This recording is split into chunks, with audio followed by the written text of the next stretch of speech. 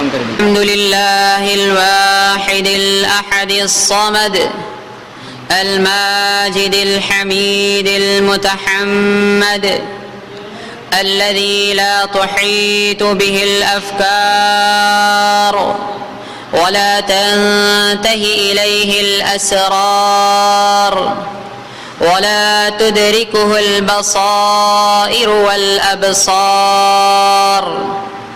والصلاة والسلام على عبده الأعبد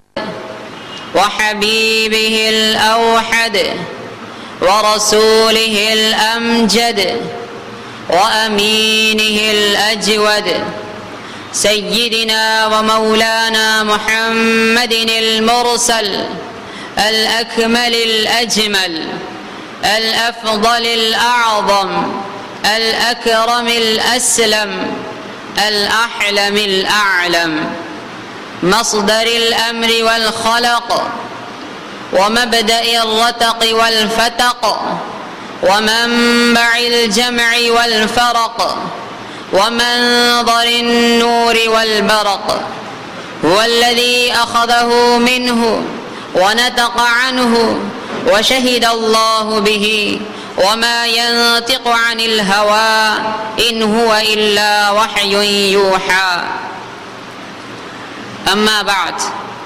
فأعوذ بالله من الشيطان الرجيم بسم الله الرحمن الرحيم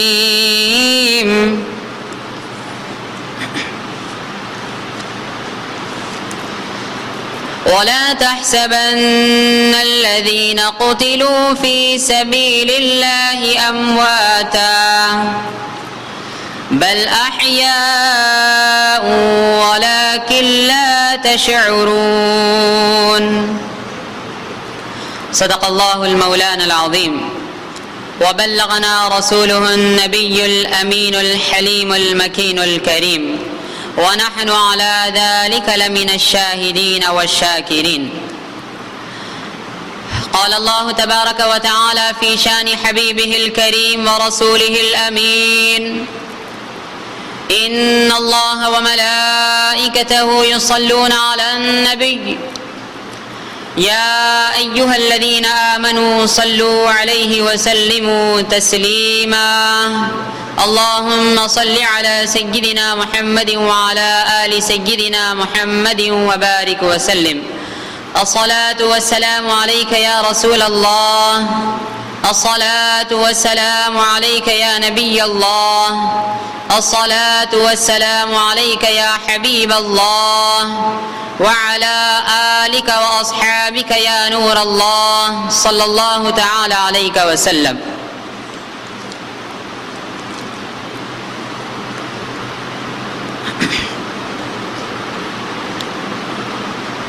بزرگان اہلیان محلہ، حاضرین محترم، بزرگوں اور دوستوں، السلام علیکم ورحمۃ اللہ وبرکاتہ. حضرات گرامی، اللہ تعالیٰ نے جب سے اس دنیا کی تخلیق فرمائی ہے اسی وقت سے اللہ تعالیٰ کا یہ قانون رہا ہے کہ اللہ تعالیٰ اپنے بندوں کی ہدایت کے لیے ہر زمانے میں، ہر قوم میں، ہر امت میں اللہ تعالیٰ نے ایک نبی کو مبعوث فرمایا. اور اللہ تعالیٰ نے جہاں اپنے نبی کو یہ حکم فرمایا کہ میرے بندوں کو میری راہ دکھلائیں اور میرا ایک ہونا ان کو بتائیں تاکہ وہ آگے چل کر جنت کے مستحق ہوں، اسی طرح اللہ تعالیٰ نے بندوں کو بھی یہ حکم دیا کہ دیکھو میں جو بھی ہستی تمہارے پاس بھیجوں گا اور جس کسی کو تمہاری ہدایت کے لیے بھیجوں گا تو ان کی ذات گرامی کو صرف یہ نہ سمجھنا کہ وہ آئے اور ہمیں ہدایت کا راستہ بتائے اور چلے گئے، اس کے بعد اب ان کی یا ان کے تعظیم کی یا ان کے اہل بیت کی کوئی ضرورت نہیں، بلکہ دیکھو یہ ایسا گھرانہ ہوگا جس بھی ہستی کو میں بھیجوں گا اس کو اتنی پاک نسلوں میں سے بھیجوں گا، پھر اس کی نسلوں سے اتنی پاک ہستیوں کو نکالوں گا کہ جب تک تم اس کے گھرانے کو تھامے رہو گے، جب تک تم اس کی آنے والی نسلوں کی تعظیم و توقیر کرتے رہو گے، جب تک تم ان کے گھرانے کے پیچھے پیچھے چلتے رہو گے، اس وقت تک تم راہ ہدایت پر جمے رہو گے۔ اور جب کبھی جس کسی زمانے میں اگر تمہارے ہاتھ سے وہ نبی کا دامن چھوٹا یا اس نبی کے گھرانے کا دامن چھوٹا تو سمجھ جانا کہ اب تمہیں گمراہی سے کوئی بچانے والا نہیں ہے۔ تو حضرات گرامی، جہاں امت کو یہ درس دیا گیا وہیں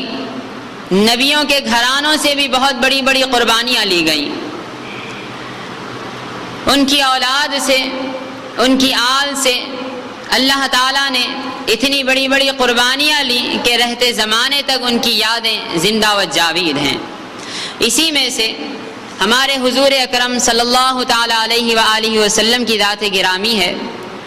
کہ یہ ایسی پیاری ذات گرامی ہے کہ اللہ تعالیٰ نے